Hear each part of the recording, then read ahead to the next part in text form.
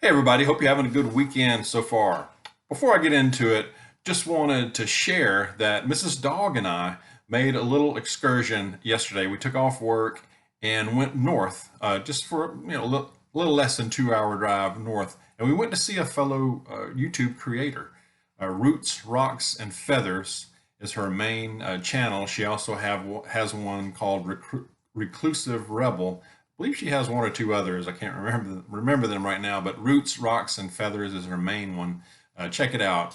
But we had a really good conversation. They have a little homestead tucked away up there in North Georgia in the mountains, and it's really neat. God's country up there. Really enjoyed it, and I think we tend to forget about how rich it is to just visit in person with somebody.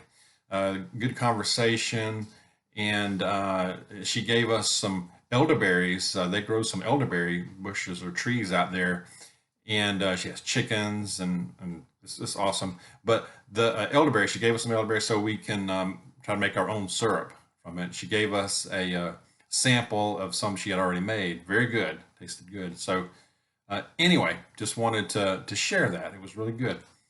Okay, ship crisis, shipping Mageddon, and y'all probably heard about this. I know a lot of folks are talking about it, but I wanted to give my take on this, and I know it's been a problem, and this is global. It's not just the port of Los Angeles also having issues with a lot of ships backed up all around the world, in Asia too, other parts of the U.S. too as well. But I wanted to focus too on more of the non-food implications of this. We talk a lot about food shortages and the potential of it to get worse, but this affects a lot of other stuff. So I ran across an article, and I'm going to link it in the description. It's very good article, a lot of detail, and I'll let you read it for yourself. But I'm just going to read a couple of little parts from it to give you an idea. But it just highlights a lot of different things, possible causes.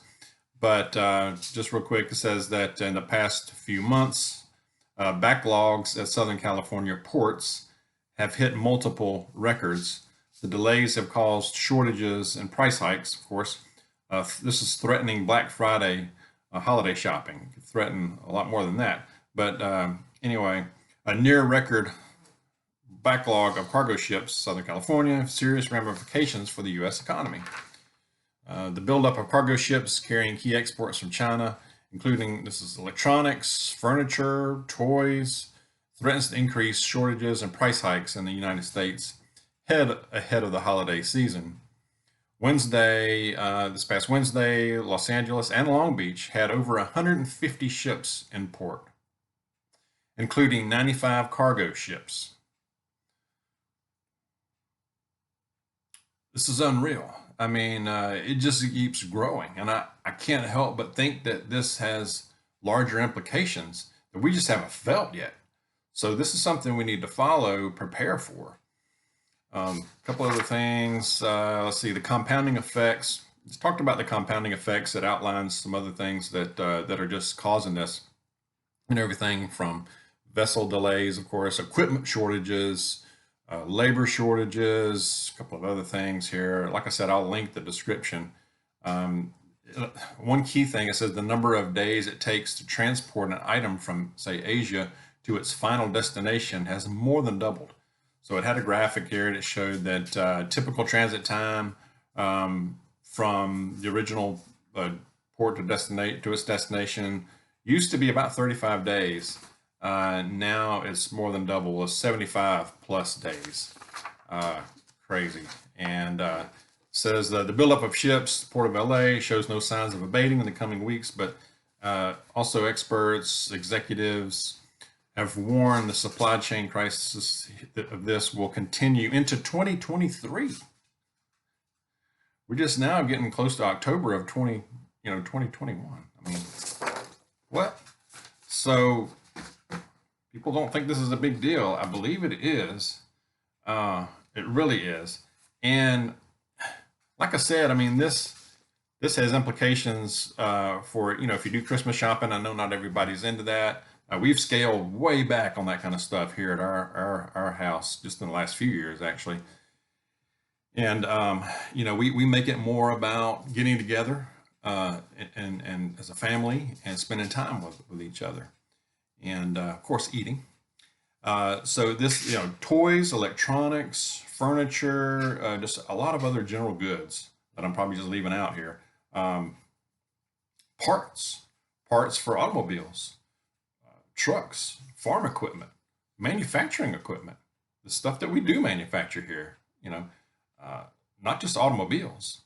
Uh, I'm concerned about this filtering down to the trucking, the transportation industry here. I am hearing, I've seen comments and I've heard from others who are in the trucking industry that it's not just a crisis of shortage of truck drivers.